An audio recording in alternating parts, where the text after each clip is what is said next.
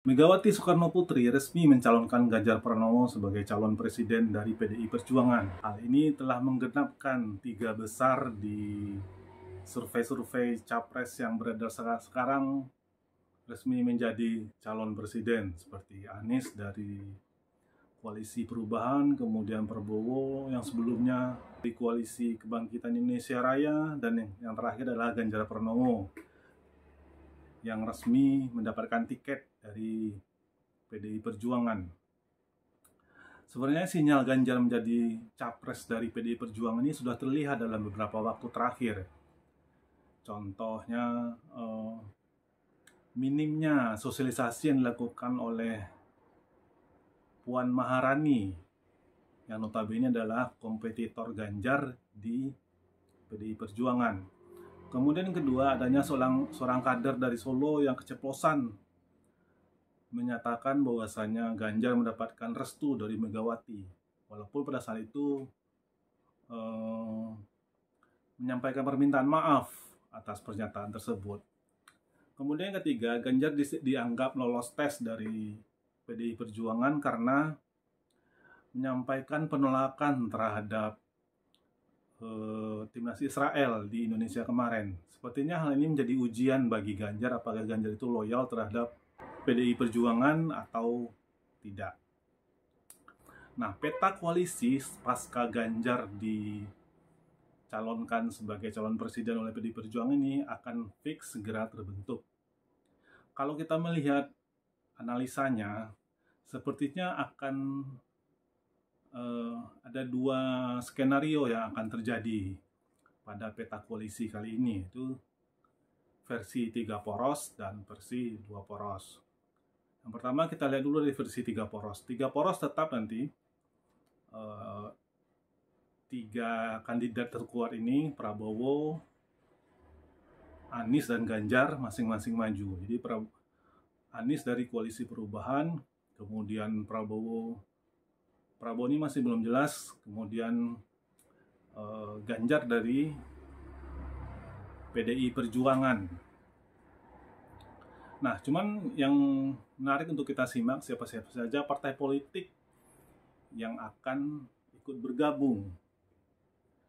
Kalau kita lihat dari koalisi besar yang diinisiasi oleh 5 partai politik, sepertinya ini tidak akan terbentuk.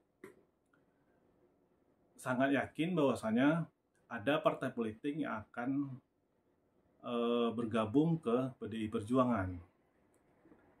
Dengan diusungnya Ganjar ini sebagai calon presiden, sangat mungkin partai-partai yang ada di koalisi besar kemarin akan mengalihkan haluan politiknya ke PDI.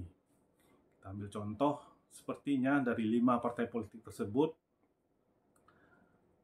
PAN dan P3 akan merapat ke PDI Perjuangan. Jadi PDI ini akan ada 3 partai, itu PDI, PAN, dan P3. Kemudian Gerindra dan PKB akan tetap bersama di KKIB. Nah, sekarang tinggal yang menarik, kita mau menunggu bagaimana Golkar, kemana Golkar akan berlabuh. Dari manuver yang ada, sepertinya Golkar ini antara ke Prabowo atau ke Ganjar Pranowo. Nah, kemarin sedikit ada panas antara PDI dan Golkar mengenai siapa capresnya pasca diumumkan Ganjar ini. Kemana Golkar akan beralih, menarik untuk kita tunggu. Dan juga bagaimana restu real dari Presiden Joko Widodo kepada kandidat capres. Apakah benar dengan hadirnya kemarin pada saat pengumuman capres dari PDI Perjuangan, Pak Jokowi resmi mendukung Ganjar Pranowo, atau masih tetap dengan Prabowo Subianto? Terus yang kedua yang menarik lagi adalah siapa yang akan menjadi cawapres dari masing-masing ketiga tokoh ini. Apakah cawapresnya ini akan bisa mendongkrak popularitas atau malah akan mendowngrade? Ya, kalau 3 poros. Nah, kalau misalnya dua poros terjadi, Prabowo akan menjadi wapresnya Ganjar. Jadi Prabowo ini akan bergabung dengan PDI Perjuangan. Nah, jadi nanti akan head to head antara Anies dan Ganjar Pranowo.